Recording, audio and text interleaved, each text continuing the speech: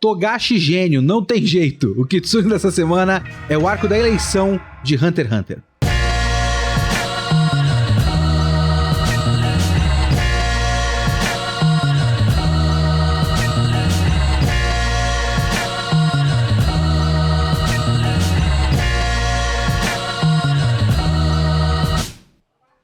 Esse vídeo é uma parceria com a Akiba Station e é um oferecimento dos nossos apoiadores do Catarse. Considere colaborar com o nosso Catarse para manter o nosso projeto vivo. O link está na descrição do vídeo. Demorei para voltar com Hunter x Hunter, eu sei. Se você está assistindo isso aqui em vídeo, tem todo o resto do Hunter x Hunter antes desse arco da eleição no Spotify, nas plataformas de podcast por aí. Então você pode ouvir, tem 3 episódios diferentes para Chimera Ants. Então você tem uma cobertura bastante completa de Chimera Ants. Então ouçam, se você não ouve ainda o Kitsune da semana, tem todo o resto do Hunter x Hunter lá. Eu demorei pra voltar com Hunter x Hunter, eu tava com outras coisas fazendo e eu esqueci. Tem esquecimento também. Aí eu lembrei, peraí, eu posso falar do arco da eleição, né? Pelo amor de Deus. Enfim, arco da eleição. O arco da eleição, ele é uma coisa curiosa, porque ele tem 2 metades, digamos assim. Ele tem 2 partes bastante distintas, ao mesmo tempo que elas são intrinsecamente conectadas. Então, eu tenho uma coisa com ela que eu gosto demais de uma parte e eu fico confuso com a outra. Porque ele tem a parte que é o Killua, a questão da família Zoldyck, o Killua salvando a Luca para salvar o Gon. Então tem essa parte. E tem a parte que é a eleição. O que é engraçado pra mim. Porque a gente sempre fala que é o arco da eleição. E a gente esquece da parte do Killua no geral, nessa nomenclatura. Mas a parte que eu gosto pra caramba é a parte do Killua. A parte do salvamento do Gon com a eleição. Dá pra você ver dessa maneira também.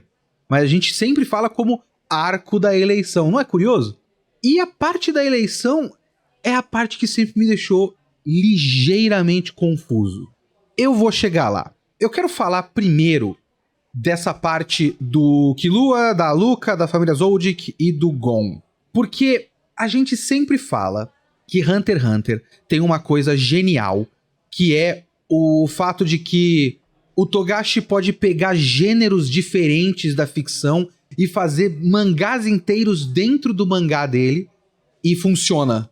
Pensa, por exemplo, no Grid Island, que eu não gosto muito, veja bem, mas pensa, por exemplo, no Grid Island, que o Grid Island é muito... Você colocou o Sword Art Online na mão do Togashi e ficou bom. Tipo, então é assim que dá pra fazer Sword Art Online bom?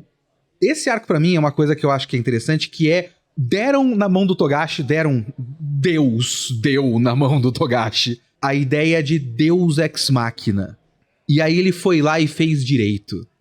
É muito foda. Porque a gente parte do fim do Chimera Ants, e o Gon, a gente tem lá lá no finalzinho dessa parte do arco da eleição, tem a mãozinha do Gon, tá só o bagaço, né? Completamente chupado, destruído completamente. A situação do Gon é uma situação praticamente sem volta.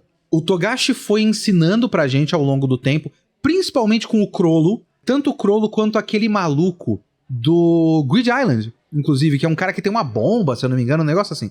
O Bomberman. Não é Bomberman, né? É Bomber. O Bomber colocou a bomba nele, eu acho que ele parou a explosão, colocou um negócio e foi atrás de alguém pra... O pessoal que anula NEM, né? Tipo, a técnica de NEM que é canceladora de NEM. E a gente sabe da dificuldade que é.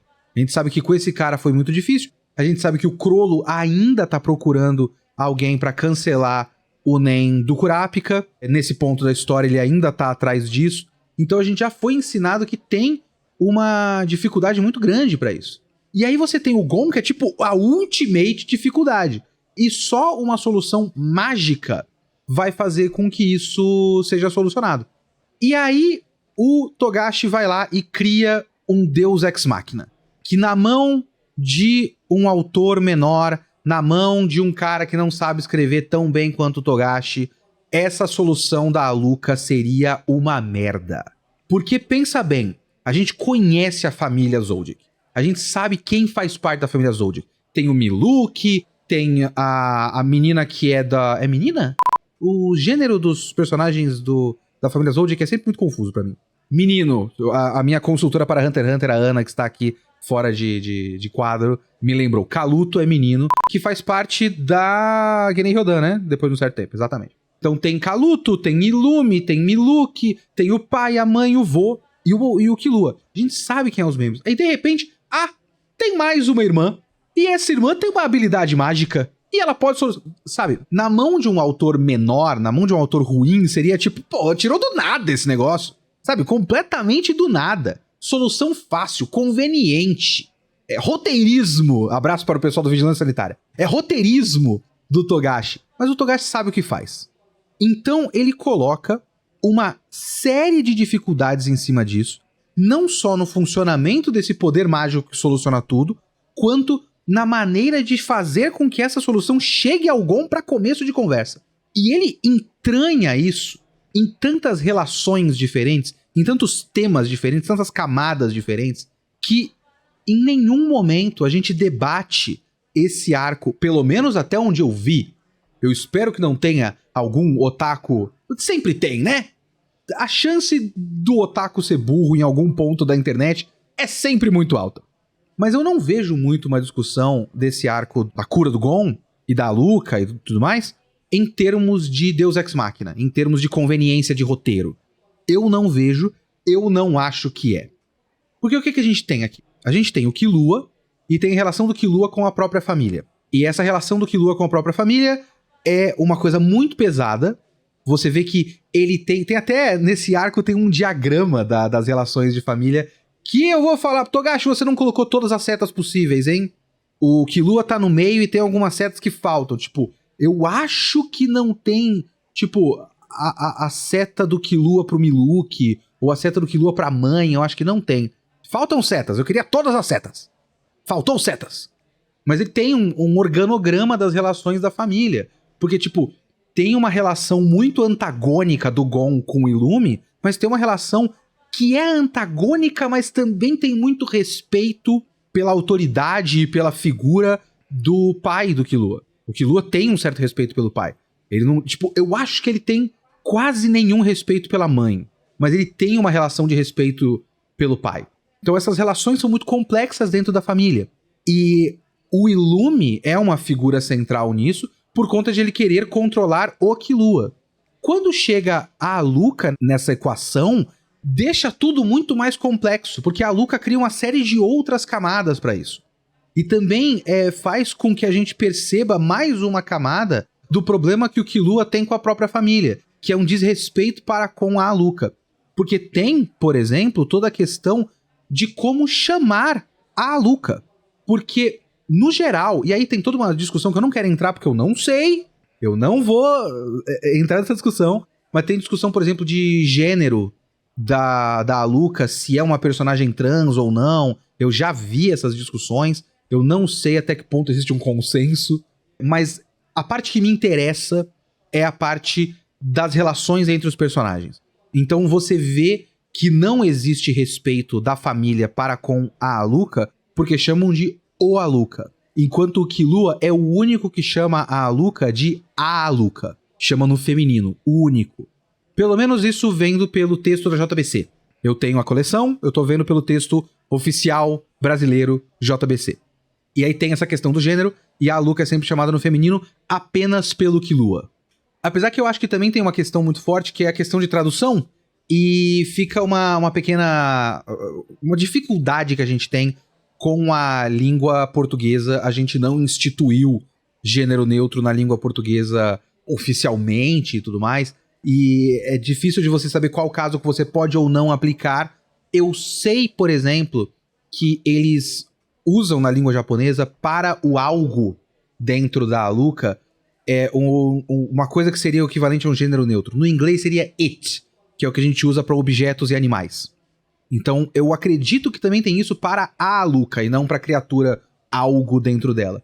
Talvez seja isso, talvez o texto japonês, os outros membros da família que não o Killua, tratam como animal ou objeto ou coisa tanto a Aluka quanto o algo ou a algo dentro da Aluka, E o Killua é o único que trata a Aluka no feminino. Mas ele não trata a criatura no feminino até o fim do arco. Porque a gente tem também essa questão do arco do personagem do Killua. Eu falei bastante no arco do Chimera Ants da questão da humanização do Killua, que corre em paralelo da desumanização do Gon. No arco das Chimera Ants, o Gon vai cada vez mais sendo desumanizado, vai cada vez mais passando por um processo em que você vai olhando pro Gon de fora, porque a gente vê muito esse arco do Gon pelos olhos do Killua. Enquanto isso, o Killua vai ficando cada vez mais humano. Ele tira a agulha de controle do Illumi, que é um arco... Eu acho que eu já vi algumas discussões pensando, olhando pra essa coisa de ele tirar a agulha como algo também meio conveniente, mas eu não acho que seja assim, porque não só tem o funcionamento do poder do Illumi, como tem o símbolo de ele perceber que ele tem parte do comportamento dele que não é ele de verdade e que é só a influência negativa da família. Ele vai lá e tira um símbolo da influência negativa da família, que é essa agulha. Então, quando ele tira isso, ele vai se tornando cada vez mais humano. E cada vez mais o que a gente vê nos flashbacks do Killua, que muito provavelmente, acredito eu, são antes do Killua ter a agulha. Então a gente vê um Killua, uma criança muito mais doce do que a gente conhece o Killua no começo do mangá. No começo do mangá, o Killua tá... eu sou assassino! Eu sou o Riei do Hunter x Hunter! Ah! Que é uma coisa que me deu preguiça do Killua no começo, até depois o Killua se tornar um dos meus personagens favoritos de Hunter x Hunter e de mangás no geral, que o Killua é um personagem genial. Mas a gente percebe que tem uma quebra. Houve um momento em que ele era mais doce, a gente conhece ele completamente diferente, ele tira essa agulha e vai voltando pra essa essência dele. E essa essência dele tem muito a ver com essa relação com a irmã. Então a gente vai vendo esse processo de reumanização, talvez seja o termo melhor aqui, um processo de reumanização do Killua, que é ele voltar a se importar com o próximo. Que ele foi aprendendo também muito com a relação que ele tem com o Gon, de ser menos racional, de se importar menos com a própria sobrevivência e mais também com o próximo e com o contexto e tudo mais. Então, esse arco vai dar nesse momento da Aluka, de ele salvar a Aluka da própria família. E aí que a gente vê que a Aluka é vista como ou um problema, aliás, no geral ela é vista como um problema, o Illumi vê o potencial como arma. Mas ela é um problema. Inclusive, reparem, vão lá, voltem a ler os capítulos que tratam do flashback que vai mostrando pra gente o poder da Aluka, né, o poder do algo dentro da Aluka, que tem umas páginas que o Togashi claramente desenha pra parecer página do Junji Ito. É muito Junji Ito o poder da Aluka e do algo dentro dela. Eu não saberia explicar direito. Tem coisas... Este podcast, vocês não me cobrem explicações, porque às vezes eu não consigo sistematizar na minha cabeça qual é o funcionamento exato dos poderes da Aluka. Eu sei que tem a questão de ela atender um desejo, e depois de ela atender um desejo, ela pede 3 coisas. E quanto mais pesado o desejo, mais pesadas as coisas que ela pede depois. Então, se alguém pediu pra ficar milionário, os próximos 3 pedidos dela é tipo, me dá o seu cérebro, me dá o seu estômago, que é muito mais monstruoso e mortal e letal por conta do outro pedido ser muito mais difícil. Mas se o outro pedido foi tipo, sei lá, a Aluka, me dá um abraço, e aí depois a Aluka vai pedir um outro abraço e, sabe, apertar o dedo, qualquer coisa do tipo. Eu acho que tem a ver com isso. O Killua é o único que entende essa relação, e também eu acho que ele é o único que entende que ele pode dar ordens. Porque existe uma diferença entre um pedido, um desejo e uma ordem. Quando ele dá uma ordem para o algo, eu acho que não tem os pedidos da Aluka ou do algo depois. É um negócio assim. E ele também entende que tem um momento que o algo dentro da Aluka toma a frente e que fica aquele olho diferente, mas tem outros momentos que parece que é a Aluka normal, mas continua sendo a criatura. Porque tem uma diferença de tratamento. A criatura chama o Killua de Killua, a Aluka chama o Killua de irmãozinho. Então ele entende quando ele tá falando com quem. dentro ali daquele corpinho da Aluka. E então ele tem uma compreensão real e ele quis ver a irmã como uma menina, como uma pessoa, e não como um problema que tem que ser colocada num bunker pra ninguém nunca tocar. Então essa questão da relação dele com a Aluka é uma culminação do processo pelo qual o Killua passou ao longo de todo o mangá.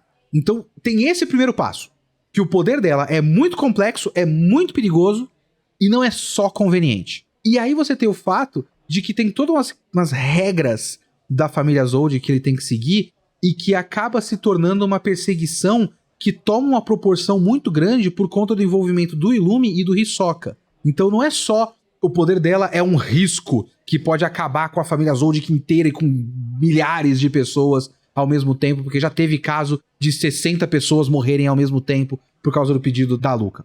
Então não é só por causa disso. É também a dificuldade de chegar lá. E aí você tem toda uma perseguição. E esse arco é muito divertido.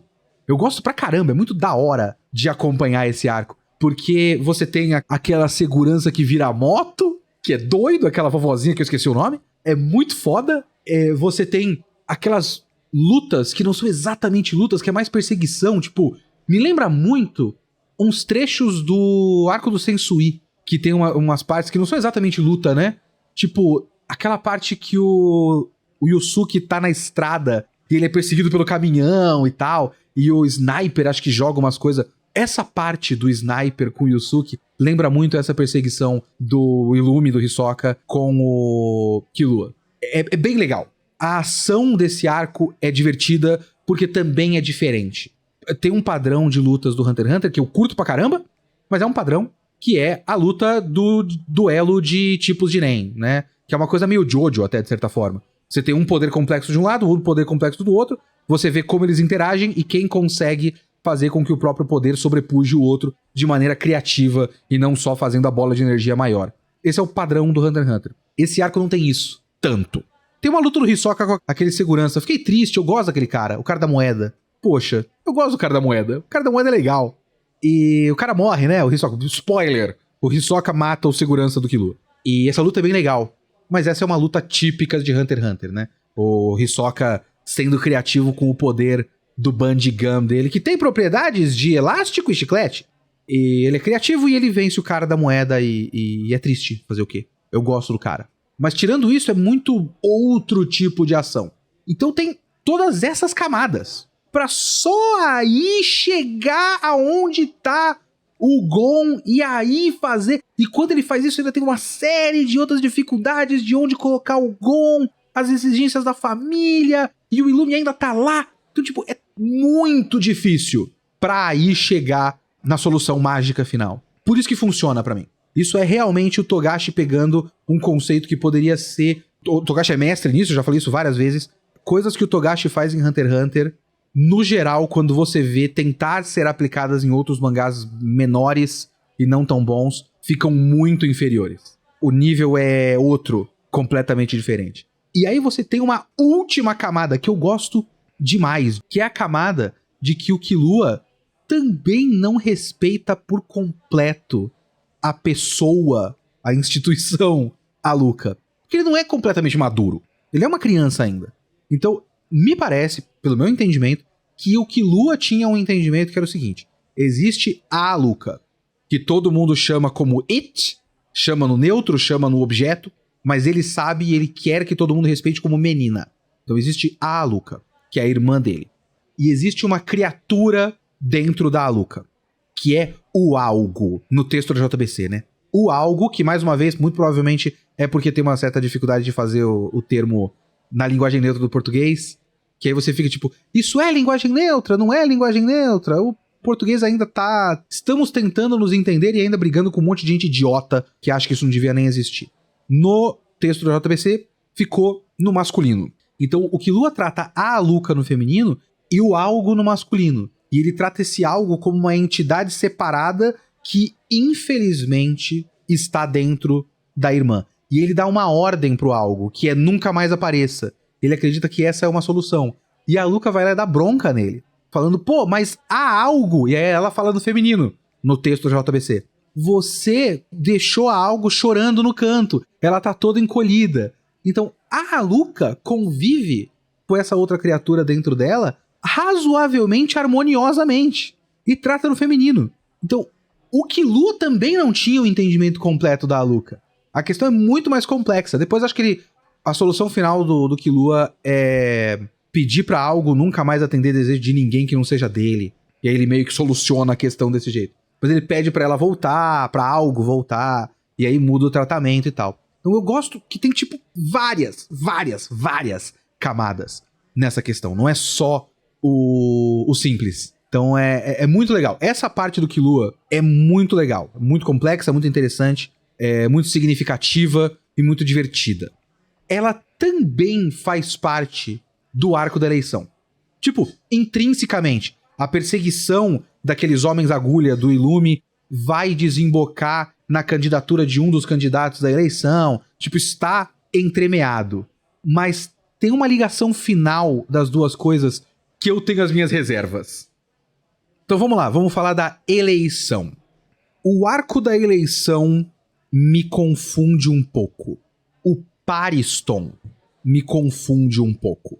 Eu tenho, na verdade, a impressão de que a minha impressão geral de Hunter x Hunter é muito condicionada por esse momento do mangá. Por lembrança mais recente de ler e assistir e reler o arco da eleição. Quando eu tava lendo o arco pós-eleição, né, o arco do Continente Negro, da sucessão real lá, tive que reler o arco da eleição pra entender umas coisas. E aí eu acho que ficou muito... Essa ideia muito fixa na minha cabeça de que Hunter x Hunter é isso. Que essa leitura minha, agora para o podcast, dos arcos antes da eleição, me dá uma sensação de que eu tinha na cabeça uma ideia de Hunter x Hunter muito pesada, que não é exatamente a realidade. Eu achava que Hunter x Hunter era o tempo todo hipercerebral e complexo. Porque assim, eu sou uma pessoa de intelecto limitado. Eu tenho problema com um tipo de história. Não é um problema de gosto, não é um problema de, eu acho chato. É um problema de, eu gosto demais, mas eu fico confuso com frequência. Que é aquela coisa que eu chamo de Game of Thrones. E o Game of Thrones, quando você pega principalmente nos livros, você tem muitas partes, tipo, muitas facções e muitas pessoas dentro das facções. E aí, como o roteiro tenta ser o mais complexo possível, você tem cada pessoa dentro da facção com um interesse específico que interage com os interesses dentro da própria facção, e os interesses da facção interagem com os interesses de outra facção. Então você tem que ficar fazendo um mapa mental de quem quer o que quando. Nesse momento da história, o Tyrion quer não sei o que lá, por isso ele fala com não sei quem outro, porque ele vai aproveitar o interesse daquela outra pessoa, sabe, esse tipo de coisa. No caso de Game of Thrones, por exemplo, eu caí numa espiral de ficar assistindo vídeos de teoria de Game of Thrones. Assim, eu tô parado no meio do terceiro. Eu parei pra ler alguma coisa pro podcast e nunca mais retomei. Fazer o podcast me impede de fazer coisas que eu quero constantemente, inclusive. Então eu tô parado no meio do terceiro livro. Mas eu tenho spoiler de tudo. Eu sei tudo que acontece, porque eu vi muito vídeo, porque tem uns 2 ou 3 canais que eu gosto, e eles repetem muito as mesmas coisas. Então, como várias dessas relações interpessoais eu já vi sendo repetidas muitas vezes, eu memorizei.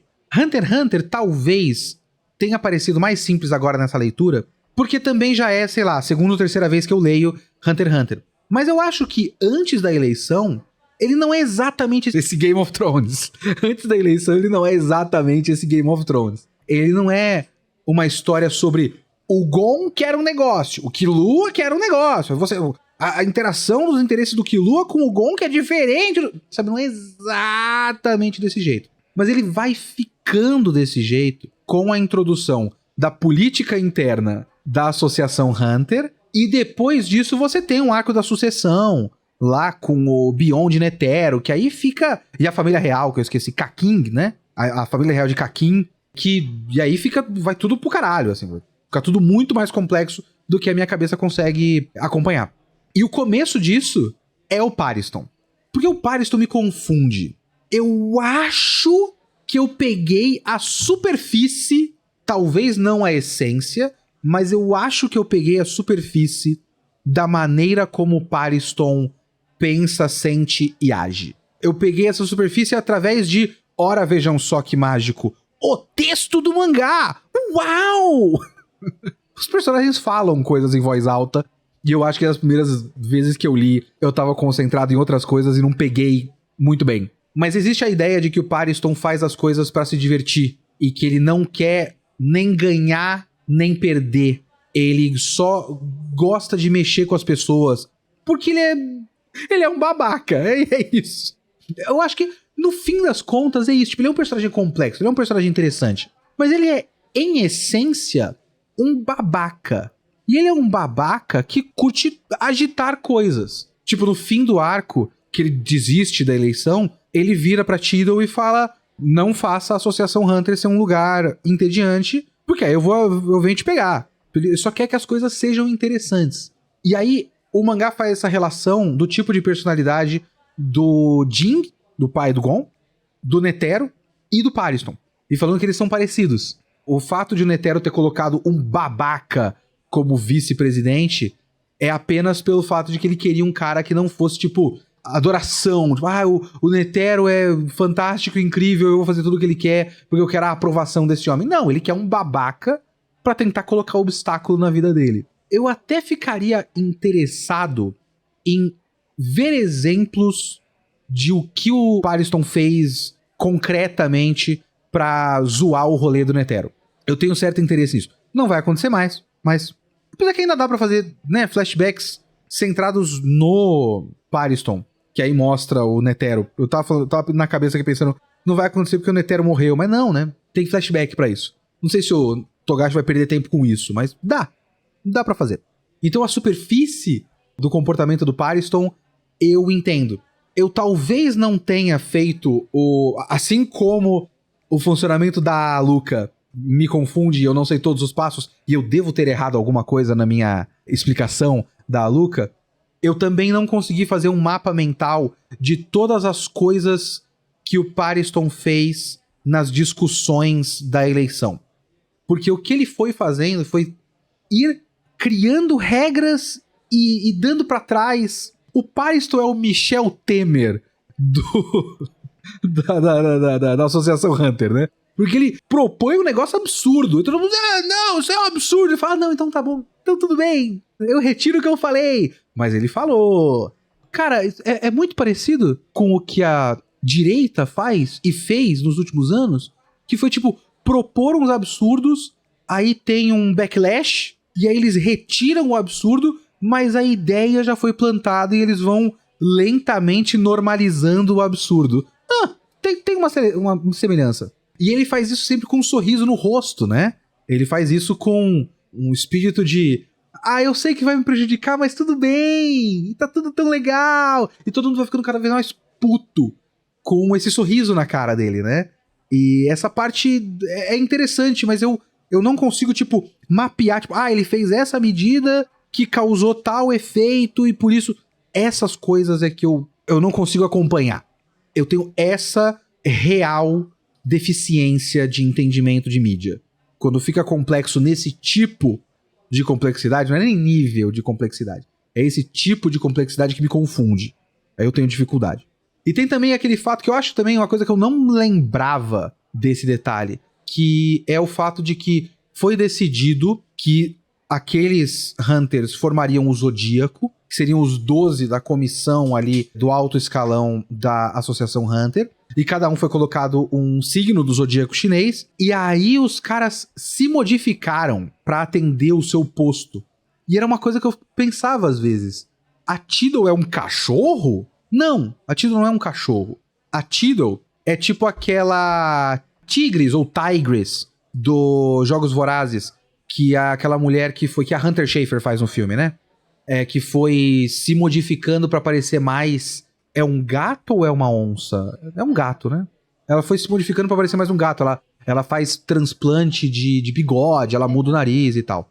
E ela foi ficando cada vez mais felina por plástica. É isso que os caras fazem. Eu acho que eu não tinha só não tinha reparado nesse balão. E aí, tipo, a Tidal provavelmente fez plásticas pra parecer um cachorro, porque foi confiada a ela a posição de cachorro do Zodíaco chinês abaixo do grande Netero. E todo mundo fez isso. O cara que parece um dragão se modificou pra parecer um dragão. O Mizyston, eu não sei se ele se modificou tanto assim, mas ele usa roupa... Aliás, ele é o boi ou touro e ele usa roupa de vaca, né? Mas enfim. Usa roupa pra parecer vaca e tal. Tem até aquele cara que é claramente apenas uma referência do Togashi ao Hanshin Tigers, que é o time de beisebol, que eu acho que é o time de beisebol que ele torce. E aí ele fez um cara que é o tigre com roupa do uniforme de beisebol de tigre do Japão. Se eu não me engano, tem isso, né? Porque o Togashi ama beisebol. Menos o Jing e o Pariston, que são os dois caras mais parecidos com o Netero. E que, tipo, o Jing é o porco, mas ele não tem uma roupa de porco, ele não colocou presa de porco, ele não fez nada. O Pariston é um cara de terno, sabe? Ele não fez nada pra parecer diferente. Porque esses dois são os caras mais independentes. O Jing some por aí, e aí é até engraçado, porque o Pariston é um cara responsável por umas coisas de Hunter de aluguel e tal. E aí, depois de ele ter virado vice-presidente, sumiu muito mais Hunter do que antes, porque antes a taxa era tipo 0,6 Hunters desaparecidos por ano, e isso contando com os desaparecimentos do Jing.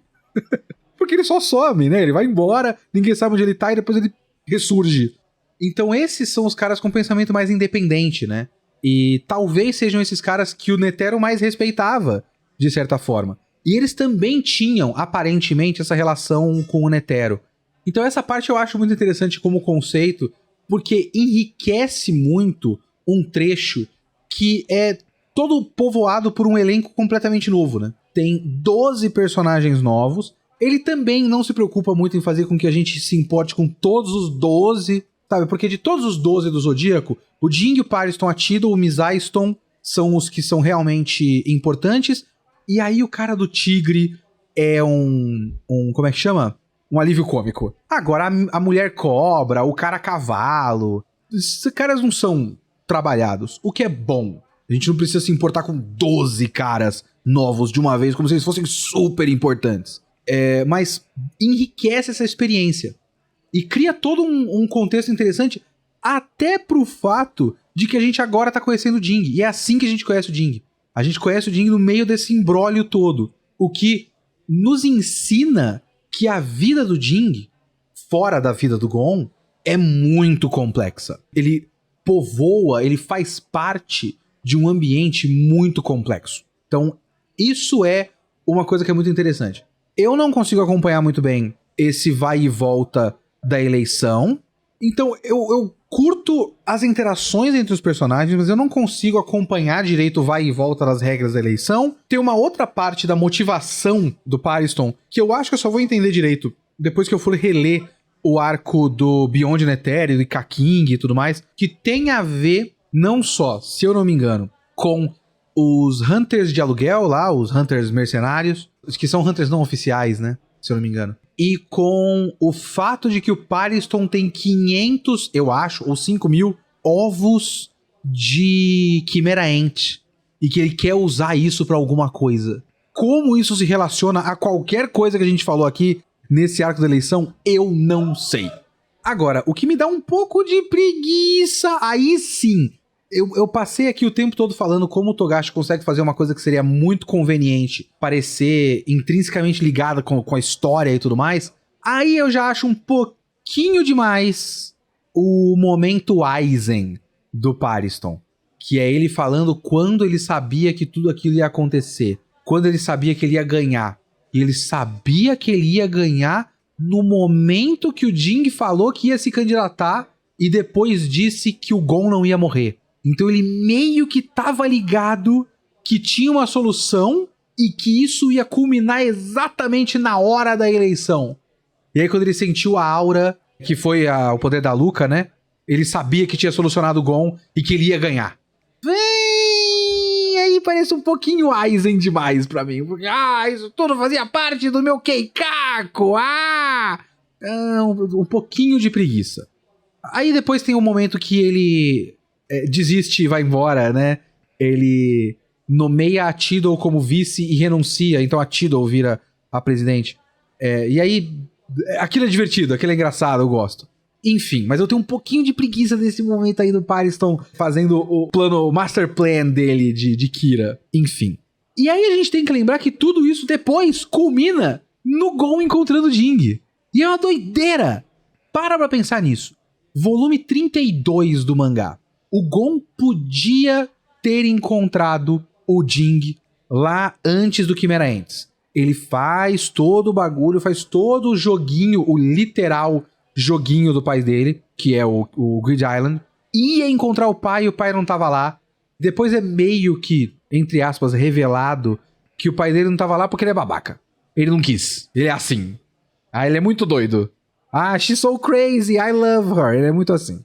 Mas ele podia ter encontrado lá, não encontrou, aí tem todo o Chimera Ant, aí ele fica naquele estado e tem todo o arco. Tipo, é muito foda quando você para pra pensar que isso aí é uma aula do Togashi de como deixar tudo o que você faz interessante. Quando você lê sobre roteiro e quando você faz umas aulinhas e workshop, não sei o que, dá pra pegar o Hunter x Hunter como um bom exemplo de que se você vai fazer alguma coisa acontecer na página, na tela, na história, faz com que aquilo seja interessante. Não só faz acontecer, faz com que aquilo seja algo.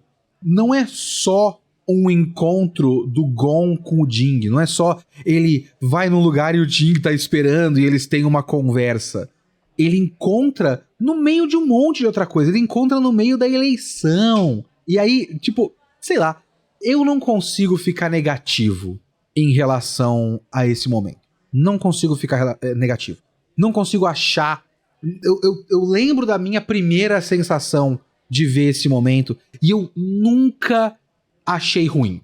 Nunca tive o instinto de, que cena merda. Nada do encontro do Gon com o Jing me soa ruim. Pra começo de conversa, a gente tem que lembrar uma coisa. Pelo menos no meu entendimento, essa busca do Gon pelo pai nunca teve um tom negativo ou pesado. Nunca foi, sei lá, a busca do Sasuke pelo Itachi. Essa é uma busca, obviamente, por conta do tema da história, né? Não tô falando que deveria ser de outra forma. É perfeito do jeito que é dentro de Naruto. Mas a busca do Sasuke pelo Itachi, ela é negativa. Então, o encontro do Sasuke com o Itachi, ele tem que necessariamente ser pesado. E tem que entregar esse peso. Ele tem que ser um acontecimento que vai gerar conflito. E é isso que acontece, de lembrança pelo menos, em Naruto. É isso que acontece porque é isso que tem que acontecer. E tem que ser um momento grande. A busca do Gon pelo Jing nunca foi negativa, nunca foi pesada. Nunca foi o Gon indo atrás do pai com o pensamento de meu pai me abandonou e eu quero saber por quê. E apontar o dedo na cara. Nunca foi isso. É uma busca muito mais normal. É muito mais um tom de tipo, meu pai me deixou aqui com a minha tia. Parece que a vida de Hunter é muito da hora pra ele fazer isso. E aí ele foi querer encontrar o pai pra saber. E aí ele vive toda uma história que faz com que a gente perceba que a vida de Hunter é muito interessante.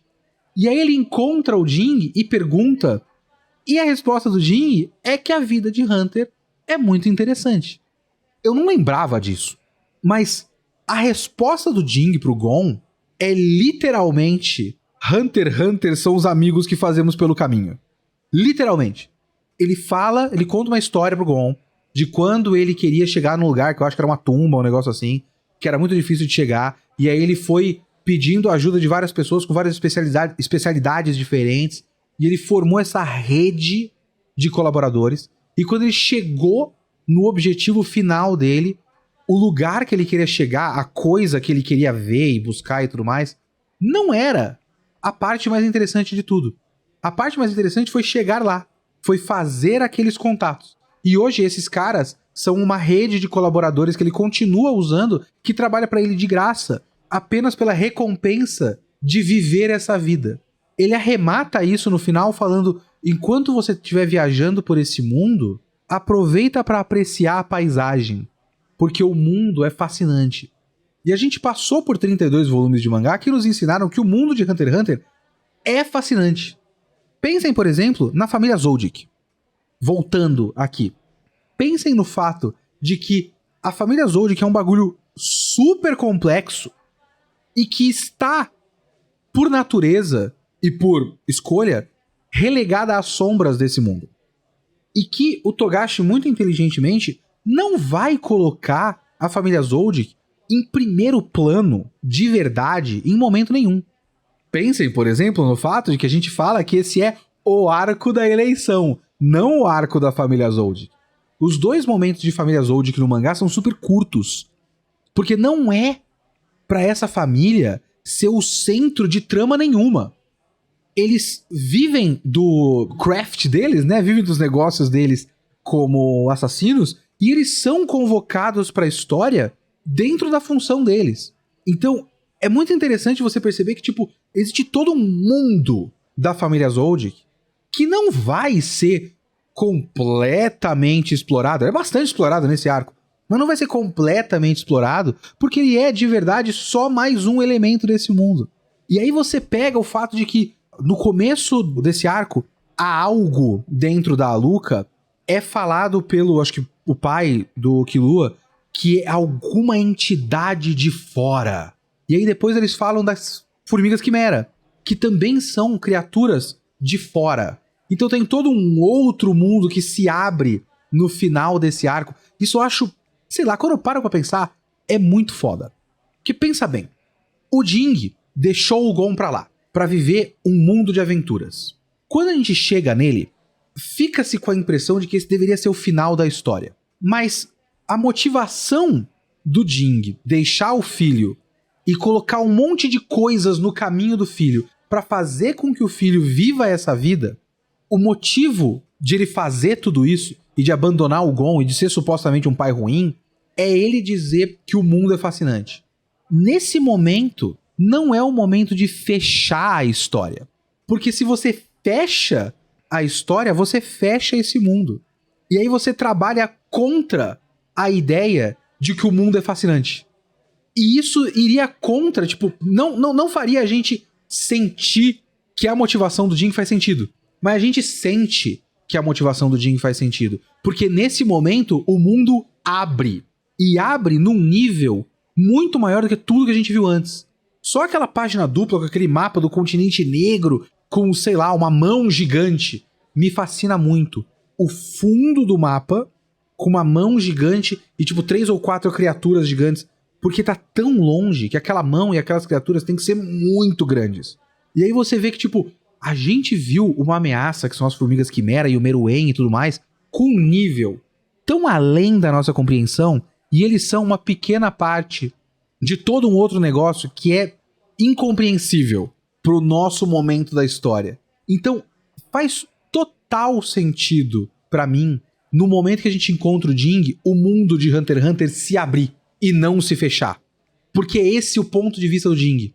E é isso que faz com que o Jing tenha feito tudo isso. E é isso que faz com que a jornada do Gon tenha sido dessa maneira.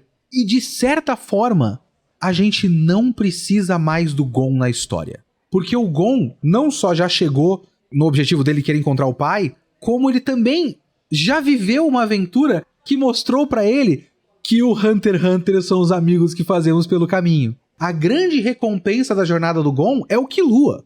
É a amizade dele com o Killua. É claro que não teria nenhum problema o Gon continuar na história, porque também o mundo se abriu. Então agora ele pode viver mais esse mundo. Agora ele sabe que ele pode viver esse mundo. Inclusive com vários pesos tirados. Porque ao longo dessa história, ele foi criando muitos pesos pra ele, principalmente com relação ao Kaito, no arco da Chimera Ants. E esse peso é tirado dele. Porque ele também percebe que o que aconteceu com o Kaito é uma consequência dessa vida de aventura. Aquilo aconteceu até por conta da confiança do Kaito para com o Gon de igual para igual, não de baixo para cima.